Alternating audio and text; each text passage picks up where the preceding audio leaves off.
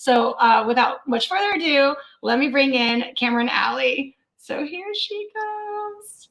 Hi. Hi. How are you? Hey, good. How are you?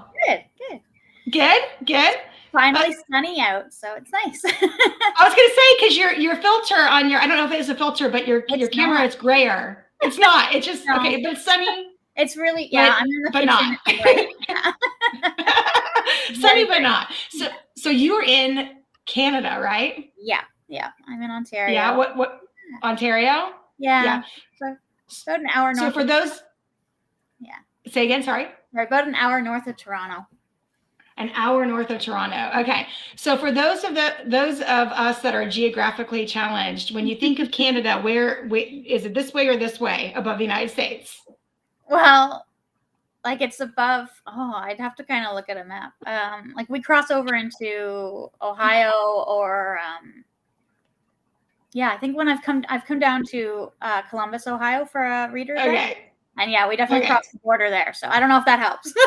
Not to put you on the spot or anything. I've actually been going to Toronto lately for work. So I'll be going back there in a few months. So I'll have to ping you. We'll have to get together. Yes. Yeah. Okay.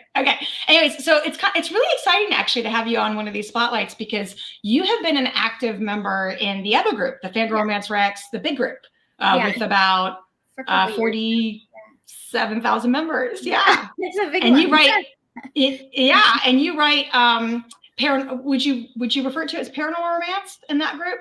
I do like a romance fantasy. I also have a paranormal romance series too. Yeah. I'm all over the place. No. What is KCMO? What event is that? Get your butt to KCMO. We don't know. What event is that, guys? Let us know in the comments. I don't know what that is. Okay, but I was surprised to find out that you also write contemporary romance. Yeah. And one of your books is actually fairly older, so you've been doing this for a while. Mm-hmm. Yeah. My first book. Actually, I cut my teeth in contemporary, and then I kind of bumped over into fantasy. You cut your teeth. I've never heard that phrase before. That sounds painful. Are your teeth okay? Yeah, for now. I started in contemporary.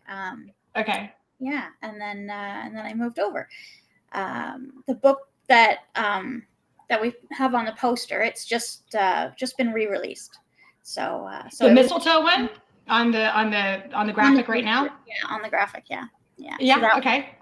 It was re-released in January, so it was originally with a publisher, and it came out in 2016. It was my first book, and since then my rights have come up with the publisher, and I opted to self-publish it. So it's got a new cover, and it's a fresh edit, and it's a free download. It's on KU too, right? As well. But right now it's free. It's free. Yeah, so you can read it there, or you can read it in Kobo, Apple, wherever. Yeah, it's all over. How long is it going to be free for on Amazon? It's a perma-free right now, I think. So for now. All right. No, that's cool. That's awesome. Gets people an idea, and they can jump in there and give it a try. Amelia Hutchins, she always has every first book of her series for free. Yeah. I like that. As a reader, I love that. Yeah. Mm-hmm. That's how I start. Yeah. It's actually interesting because, and this is actually, you know what? Let's put this on the panel conversation. We'll put this back on panel about putting books for free. This is a good panel topic. Okay. All right. So let's hear about the book, The Mistletoe. So it's actually called My Mistletoe Master. That's what I was about to say. So tell us about it without too many spoilers. It is a older brother's hot best friend story, which is a trope I love to write. It's got some BDSM in it, hence the Mistletoe Master. It takes place at Christmas. Mm-hmm. There you go. It's a part of an interconnected standalone series, so each book is a different couple. It's spicy. It's quite spicy. Yeah. So talk to me about the spice. So when you say it's quite spicy, does that mean that it's graphic, or does that mean that there's a lot of spice, or is it both? It's both. Okay. It's when I was first starting to gather readers, I kind of got labeled as writing warm and fuzzy contemporary erotic romance. So it's hot, it's spicy, but it's still kind of got that warm and fuzzy feel. So if you don't want something super like dramatic or intense, then this will work. But it's still gonna be really hot. So it's got they use some toys in this. They use a bit of bondage. They use a ping pong paddle for some stuff, and it's a ping pong paddle. All right then. Okay. Well, it gets the job done, I suppose, right? So this series was a little hard to market. It's called the Unexpected Changes series.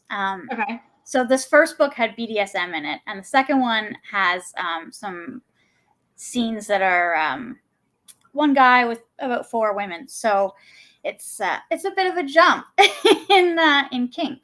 And then book 3 and 4 are not. They're still explicit with lots of love scenes, but they're not as kinky. Okay, so the one guy and the 4 women, I have to rewind back to that. Yeah. Okay, so is that so? It's not a white shoes though. It's MF. Not really. But there's a scene. There's about 3 or 4 scenes, so it's okay to market. It's an MF, so it's they have a happily ever after together, the 2 of them. But his kind of thing is that he's been picking up these women and he meets them in a hotel room and they get together and they have like this body positivity, enjoyment of each other. So it's just him and these 4 women. And generally he tends to go for, curvy, heavier ladies. And yeah, so they have like this really cool kind of relationship with these other women because they support each other. They sit down and they have a glass of wine and they talk about their day and their week. And then they kick things into spicy time. So yeah. It's okay, cool. A different book. No, but that's good. It's different is good. Different is good. So, tell me about. So, first of all, your website has you as an erotic romance author. That's your market, right? What it says, on there. Yeah, that's what it says. That's where I started. Yeah, so like you had read the beginning of one of the fantasy books, and it's definitely a slow burn. It's still explicit love scenes, but there's not as many of them. The next book in that fantasy series gets a little bit spicier, but yeah, it's definitely slower burn. These ones are like, let's enjoy our time. Let's get right to it.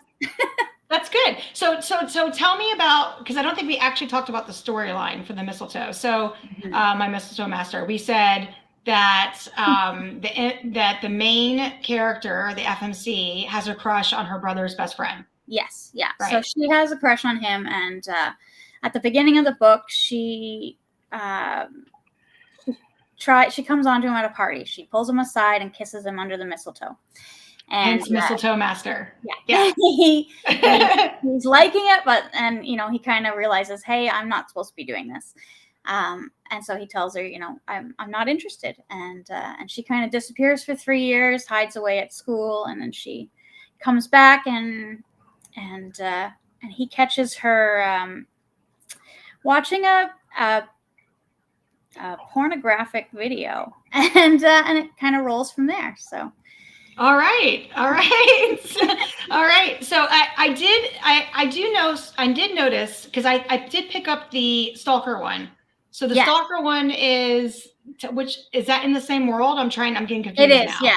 It's book number 2. That's book 2. Right? That's the one with the other women. Yeah. The one with the other women. Okay, so I had started that. Yeah. I actually was really getting into that. I think that was a really kind of a little bit of a unique storyline. Because if I'm reading this correctly, right? Because I just started, because I try to read the samples before the lives, right? At least. So it looked like the main character begins with a B. Yeah. Brooke. Yes. Sorry, I was just having a blank moment there. The main character, Brooke, had a crush on Gabe. Yeah. So that's Amelia's brother. So she's the girl from the first book. So this is the. Okay, I've got him crossed. So who's the MMC in the Stalker book? In this. No, yeah, you're right. That's Brooke. Yeah. No, I'm right. Okay. I got confused. Gabe is the brother. I see what you mean, because this is the sequel of the first. Gotcha. Okay, sorry. All right, but Anyways, what I was trying to get to was I thought it was really kind of a cool concept that she stalked him in the past. Yeah. And then now she's been asked by her boss to go meet up with him to get him to sign a business deal. And she's like, how do you convince someone? Yeah. How do you convince someone that you're not a stalker? Yeah. When you stalked them in the past. Yeah. And now you have to go back to get their signature on something. And they're like, stay away, chick, you're a psycho woman. Like, you know, I actually just started reading it actually before the live. Yeah. Sorry, go ahead. Yeah, that's exactly how he feels, right? Like he doesn't want to have anything to do with her. Yet she's also, while they were in high school, that's when she was stalking him and stuff, she was dating one of his friends. So I don't know if you've got to that part yet or not. No, I haven't got that far because I literally just started it before the live. Like seriously, kind of been around. Okay. Yeah, so I thought that was really cool. I actually was really into it. I did notice though that you write third person. Yeah, I do. Yeah. Do you write third person for everything? So far for most things, yes. I have an series of like 3 really short stories, and they're in first person. They are one of the ones that I'm going to be re-releasing, so it'll probably come out next year. And I've got like a ton of books I want to write, but I've got an idea for a mafia one, and that's going to be a first person one. Okay. All right, cool. Yeah, no, it's I find that a lot of books today are first person, right? It's the third. Yeah. And typically what I hear is that authors that still choose to write third person has to do with the fact that either they just like third person better themselves, they like to read it better, they like to write it better, or they don't want to do all the POVs. And so third person is a way that you don't have to do, 12 different POVs or whatever, on some of these books. So yeah, I just picked that up when I was reading it, but it's good third person. Good. That's good. That's good. Yeah, it's good. When I first started reading the romance, it was all written in third person. So I think that's kind of what influenced me then. So now I'm reading a lot of the stuff that's written now, which is first person. And I'm I kind of want to write in that too. I think things trend, right? Like, and who knows how long. First person is very popular right now. Who knows how long it'll be that way? You just don't know. So, but yeah, well, cool. Awesome. Okay. So, before we wrapping up, let's talk about all the series that you have out available and where people can grab them. Okay. Or however you don't have to talk about all of them, but just to give people an idea. For the contemporaries, we've got the Unexpected Changes series. Book 1 and 2 are out now. They're wide, so you can get them everywhere. My Mistletoe Master is free. You can get that everywhere. The next books are already on pre-order because they're just re-releases, so we're just doing a quick turnover for them, and they'll all be out hopefully by the end of June. So you can get them everywhere. My fantasy story is right now in KU, but I'm pulling it out because it's not doing very well there. So it's going to go back wide soon. So if you are in KU and want to read it now. I also have a set of novellas. Cameron, let me stop. Let me stop you just 1 second. You paused in the middle of that last piece. You were talking about your fantasy series, and your screen paused. So say that last. It's okay. It happens. But go ahead. Say that one more time. Yeah. It's in KU right now, but it's going to get pulled back out and go wide. So if you want to read it now before it leaves KU. The name of the book, because they didn't hear the name of the book. Oh, that one's Love Spells, Full Moons, and Silver Bullets. That's the long one. Perfect. There's also the Tales, the Siren and the Water Witch, and the Siren and the Hellhound are in there too. I have a 5-book novella series called the Love Me or Leave Me series, which is it's very similar to the Unexpected Changes series, where it's hotter, warm and fuzzy. And it's being bundled. It's going to be coming out as a box set in June, which I'm really excited about. So that's exciting. Yeah, it's my first box set, so I'm really excited about that. Yeah, that's very exciting. Awesome. Well, thank you so much for coming on. Sit tight if you don't mind while I talk to Rhea. And then we'll bring you back on. Perfect. Thanks. All right. Thanks. Thank you.